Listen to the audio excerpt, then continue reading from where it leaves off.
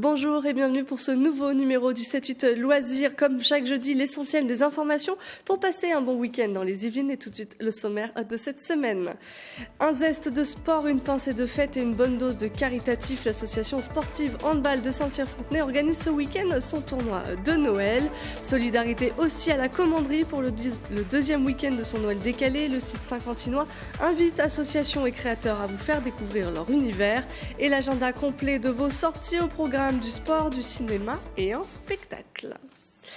On débute nos rendez-vous avec un peu de culture. Les 13 et 14 décembre prochains, le théâtre de Saint-Quentin en Yvelines reçoit pour la première fois Josette Baez. La chorégraphe marseillaise propose d'Est en Ouest avec son groupe Grenade. La particularité sur scène des enfants.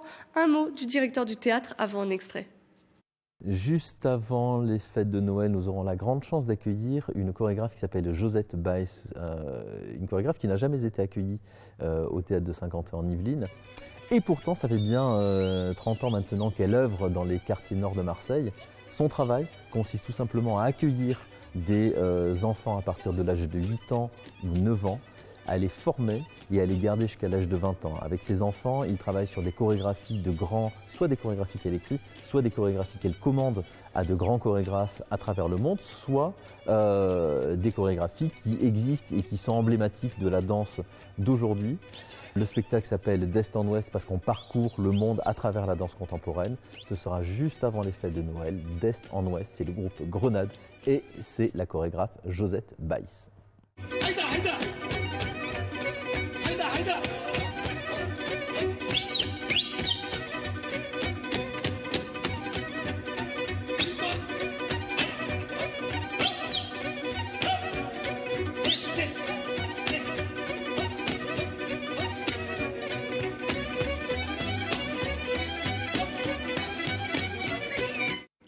Du sport, à présent, ils vont jouer pour la bonne cause. À Saint-Cyr-l'École, 5 équipes vont s'affronter dans un tournoi de handball. Avec nous pour en parler, Luc de Crémou, bonjour. Bonjour. Alors vous êtes responsable de la section loisirs de l'association.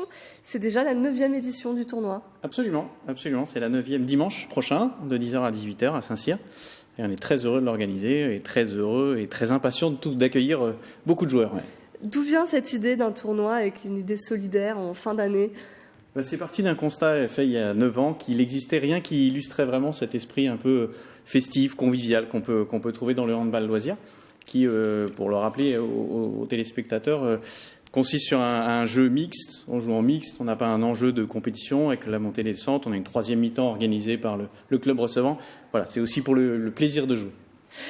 Cette année, les fonds vont être versés à la Fondation Abbé Pierre. Vous changez tous les ans ? Oui, c'est un choix. On a dès le départ voulu faire ce tournoi au profit d'une bonne cause. C'était les années précédentes au profit du développement du hand en fauteuil, au profit de Sport sans frontières, des chiens guides d'aveugles. Et cette année, c'est pour la Fondation Abbé Pierre. Oui. Alors, il y a 5 équipes inscrites. Oui. Qui va jouer ? Alors, Mantes-la-Ville, Vélizy, proche d'ici, Montigny et le club d'Élancourt-Maurepas. Et on a le plaisir cette année d'accueillir également Cormeilles en Parisis, qui vient du 95. Ce sont toujours les mêmes équipes ou comme les associations, non, ça change ? Alors on essaye de changer, on essaye aussi d'inviter des équipes qui sont dans cet esprit-là, qui viennent aussi pour vraiment le plaisir de jouer et de se retrouver à ce moment dans ces fêtes. Mais on essaye aussi de changer pour renouveler chaque année. Ouais. Il y a une particularité dans cet événement. Ça joue, mais de manière un peu spéciale, vous êtes déguisé. Absolument, oui.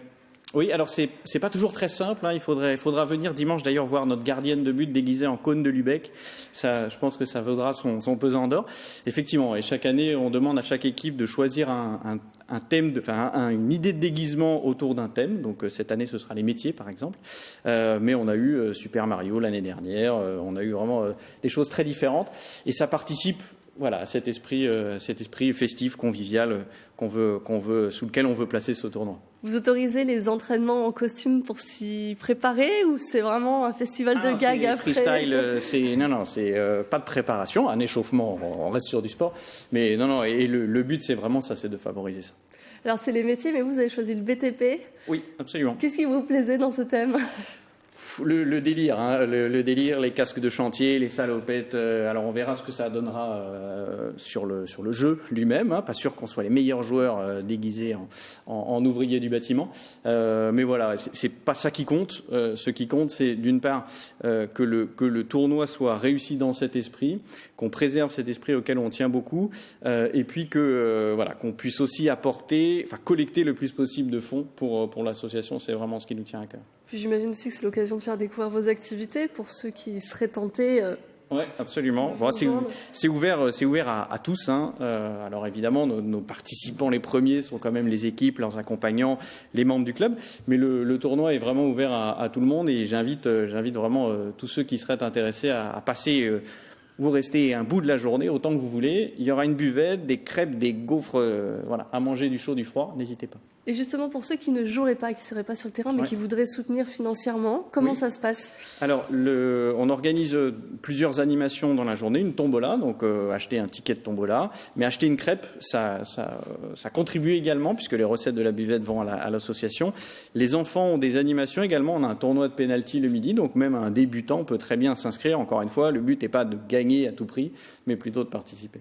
Merci, Luc de Crémou. Alors, on le rappelle, le tournoi de Noël débute à 10h. Le rendez-vous est pris au gymnase Gérard Philippe de Saint-Cyr-l'École. C'est ce dimanche 15 décembre. Et si je peux passer un dernier remerciement vraiment à tous les joueurs qui organisent ça, qui participent à la réussite de l'événement, également à la mairie de Saint-Cyr qui nous met à disposition le gymnase. Sans eux, on ne pourrait pas faire tout ce tournoi, donc je les remercie vivement. Et merci à vous également. Et le message est passé. Encore un tout petit mot de sport, parce qu'il y aura également du tir à l'arc ce week-end. C'est le concours salle 2x18 mètres de Guyancourt avec des duels. Il est programmé ce samedi et dimanche au gymnase Maurice Baquet. Un rendez-vous sélectif pour le championnat de France au programme des arts classiques, des arcs à poulies et sans viseur. 26 cibles au départ. Les finales seront à partir de 14h le dimanche. C'est aussi Noël en ce moment. Les marchés de Noël continuent sur Saint-Quentin. En Yvelines, on fait un petit tour d'horizon à la Verrière. Le marché se veut solidaire. Rendez-vous à l'hôtel de ville de 13h30 à 19h. Pour Villepreux, plus de 20 exposants vous attendent sur la place Jacques Ribou. Des ateliers créatifs seront notamment proposés par la municipalité. Le centre Alfred Devigny et la ville de Voisins-le-Bretonneux proposent leur 36e marché de Noël. 89 exposants vous feront découvrir leurs spécialités. À Maurepas, les festivités débutent dès le vendredi 13 décembre. Au programme, marché, chorale et spectacle de patineurs professionnels. Il est maintenant temps d'ouvrir notre calendrier de l'Avent. Jusqu'au 19 décembre, TV78 vous propose des idées cadeaux, décorations ou encore des idées sorties. Regardons ce qui se cache derrière ce jeudi 12 décembre.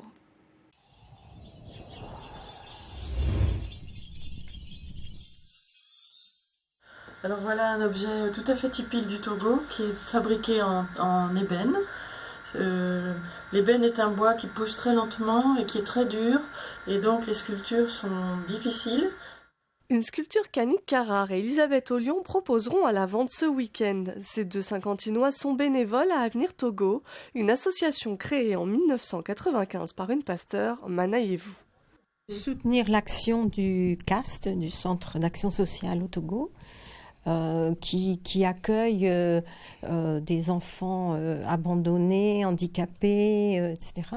C'est de les loger, de les nourrir, de veiller à leur santé, de scolariser quand ils grandissent et de les accompagner jusqu'à ce qu'ils aient un métier entre les mains, qu'ils aient acquis leur indépendance.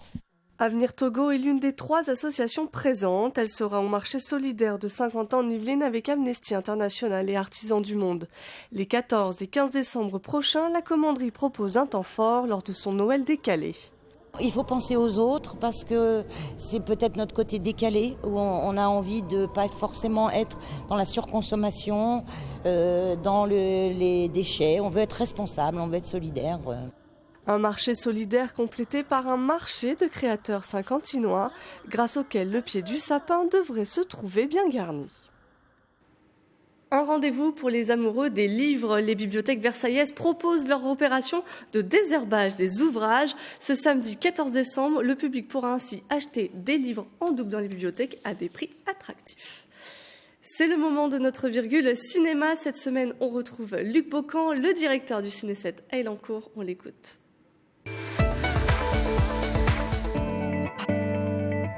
Dans les salles au Ciné 7 cette semaine, le très joli deuxième film, je précise, de Nicolas Bedos, après le très réussi et remarquable Monsieur et Madame Adelman, que vous avez certainement vu avec Nicolas Bedos et Doria Tillier. Donc cette fois-ci, un casting exceptionnel. Daniel Auteuil, qui fort heureusement est très bien employé dans ce film, et c'est vrai qu'Auteuil a un petit peu de mal à trouver des rôles à sa mesure ou à sa démesure, c'est quand même un très grand acteur. Il ne faut pas que j'oublie bien sûr la très grande Fanny Ardant, il y a aussi Pierre Arditi, Guillaume Canet et Doria Tillier, bien sûr la muse, la femme, l'amoureuse de Nicolas Bedos. Voilà, donc c'est un film, une comédie dramatique, tendre et féroce à la fois. Je ne vais pas vous raconter l'histoire par le menu, mais le scénario est très original. On propose à Daniel Auteuil de revivre une des plus belles journées de sa vie, grâce à une société qu'a montée Guillaume Canet. Voilà, je ne vous en dis pas plus, vous venez de le découvrir dans nos salles, il est encore à l'affiche cette semaine au Ciné 7, un très joli film pour cette fin d'année.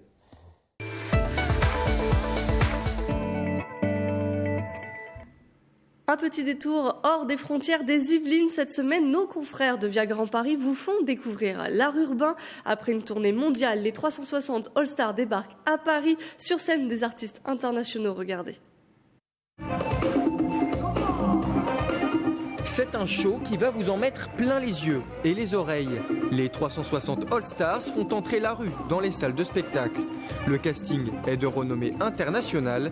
7 artistes, chacun au sommet de son art, composent l'équipe. Un double champion du monde de BMX, 2 breakdancers, un freestyler de basketball, un recordman du monde de cette grande roue et 2 musiciens qui accompagnent et rythment leurs incroyables performances. Les 360 All-Stars sont en quelque sorte les circadiens des temps modernes. Ce spectacle, c'est un cirque urbain. Ça signifie que l'on remplace les arts traditionnels très stéréotypés par de l'art de rue contemporain. Les acrobates deviennent des champions de breakdance, le traditionnel jongleur, un basketteur freestyle, et nous ne faisons pas de monocycle, mais du BMX. En gros, tout ce qui est traditionnel, on le transforme en art de rue. Je pense que c'est un très bon spectacle, parce que tout ce qu'on y fait est très bien fait. On mélange nos performances et c'est très beau. C'est drôle, il y a beaucoup d'acrobatie, donc si vous n'êtes pas ici, c'est que vous êtes au mauvais endroit. Inédit en France, le spectacle est moderne et original car l'idée est de plaire à un jeune public avec des disciplines dans l'air du temps. Très différentes les unes des autres, il faut cependant une organisation particulière aux 360 All-Stars pour harmoniser le show. Je pense que la clé, c'est de trouver un terrain d'entente entre nos différentes disciplines. Pour nous, la solution, c'est la rotation, chacun son tour. C'est pour ça que ça s'appelle 360 All-Stars, pour le côté 360 degrés. Le basketball est suivi du BMX, qui est suivi du breakdance, et c'est la musique qui fait le lien entre tout ça. Venez admirer les 360 All-Stars au 13e art jusqu'au 31 décembre. C'est la fin de ce 7-8 loisirs. Merci de nous avoir suivis. On se retrouve la semaine prochaine pour un nouveau numéro.